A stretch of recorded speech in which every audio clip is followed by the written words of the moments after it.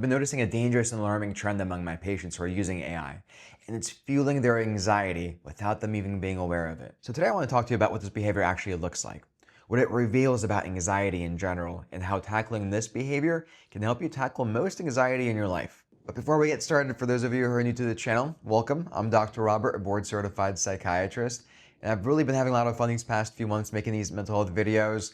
It's still a new channel, a fresh channel, so any likes, comments, subscriptions really help out, really go a long way. Definitely make my day. So please like and subscribe, check out my future videos, and let's get started. So what's this new AI behavior I've been noticing people engage in that worsens their anxiety? Basically what I'm talking about is AI-assisted reassurance seeking, or ARS. I came up with the term. Something sounds off about it. ARS. I don't know. Let's go with it. ARS. Basically what this is people logging into ChatGPT, whatever other AI platform they're using, and asking it various reassurance questions. And maybe they'll fixate on one problem. Perhaps they experience some symptoms, some sort of physical sensation, and now they're going down the AI rabbit hole of asking various AI platforms or the same platform through various different means. Does this mean I could possibly have this? Or seeking recurrent reassurance about a relationship, about a job, or something else. Is this right for me? Over and over again. And maybe they get some temporary relief. They feel, okay, I got an answer. It feels good. I feel confident about this, but there's still a hint of uncertainty, and they have to go back and ask again, maybe in a slightly different way. And that's what I'm talking about. Basically, you can't find reassurance within yourself, so you're outsourcing it to AI. But because it's about a topic that always has some degree of uncertainty to it, you keep coming back to it. This becomes more and more reflexive, so you're more apt to, with time, to ask AI, is this something that should be concerning to me? What's your thought on this? And you're less and less comfortable being confident about it, or confident enough to make these decisions, be okay with a certain ambiguity in your own life. You're going further and further down the ARS rabbit hole. Perhaps as time goes on, this becomes more widely adopted by the population, that our own ability to judge our decisions, our own internal feelings, will start to kind of atrophy.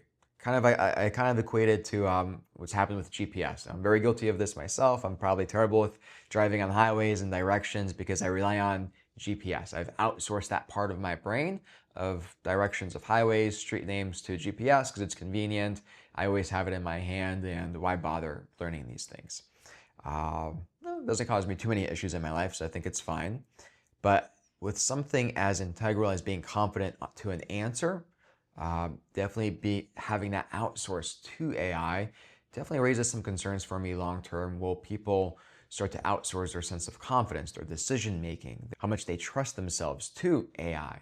And their anxiety might also go up and up and up, and they'll be more reliant on having to seek answers from AI and not feel confident in their own decisions. I don't know, but that is kind of a worry.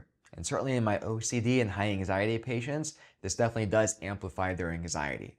I can see from when they started using this behavior, and we talk and kind of trace their behavior of this, their anxiety doesn't get better. The answers provided by AI don't assuage their anxiety. It gives them temporary relief to it, and that lets their brain know, hey, it was worthwhile being anxious about this because you got a good feeling, you got some reassurance when you sought out an answer. So next time there's any hint of ambiguity in anything, let's rank that anxiety up in your body and your mind even higher so that you do the same thing. And on this pattern goes. It doesn't magnify like that over the course of hours or days, but weeks to months, absolutely, it will magnify your anxiety. Your anxiety threshold will drop lower and lower and lower. But then I want to talk about, is AI to blame for this? Are people having more anxiety because of AI? I don't know. To be honest with you, I don't know. I don't think we can say that with confidence, or no studies that I'm aware of that directly look at this. And I think that's something that might be studied in the future. I think that'd be a difficult thing to study, to have controls over. But I think it's an interesting question.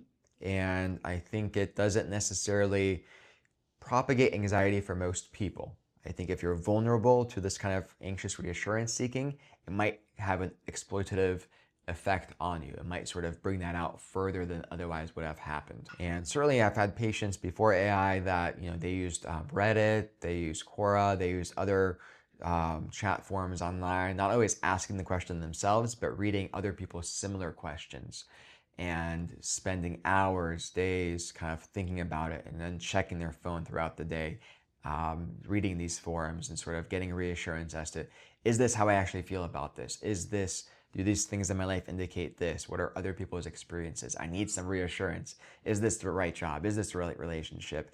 Does this mean this? And that is definitely a rabbit hole people have always fallen into. And I think technology has just made it more convenient to fall into that mental anxiety trap. Basically, it just makes it much more accessible. So what do I tell my patients to help them either not fall into this path if they're vulnerable to it, or help them through and to get out of it if they are struggling with this type of behavior? How do I pull them out of ours? Well, as with most things, first off, I try to reduce the shame around that. I try to reduce any shame if they are experiencing it around this, because oftentimes people will be a little bit hesitant, they'll be a little bit embarrassed to tell me that, yeah, I'm actually spending kind of a few hours a day, a week on ChatGPT asking it about this specific thing or about these concerns or about my anxiety in general. Like, kind of normalize it, right? Like, it's okay. This is definitely an understandable behavior, right? You're experiencing anxiety, so of course you're going to do something to relieve it.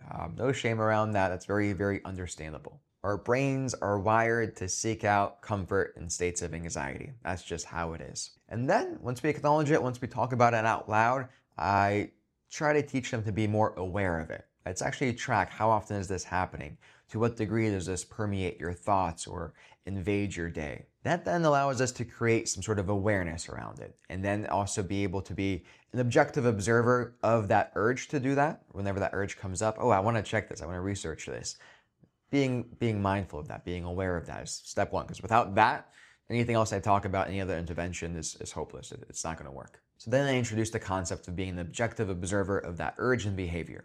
It's no longer, ooh, I want to research this a little bit further just to get some certainty around it. It's, oh, I'm noticing that I am now having this urge to do this. The kind of third person perspective helps dislodge some degree of that anxiety and our need to engage in that behavior. That's at least the first step. And then second, I encourage them to try, and it's okay if they don't do it perfectly every single time successfully, but at least try to sit with the uncertainty. If the urge to ask AI arises, pause. Notice the intensity. Notice the urge to have an answer right now, this very minute. You have to know right absolutely now this answer.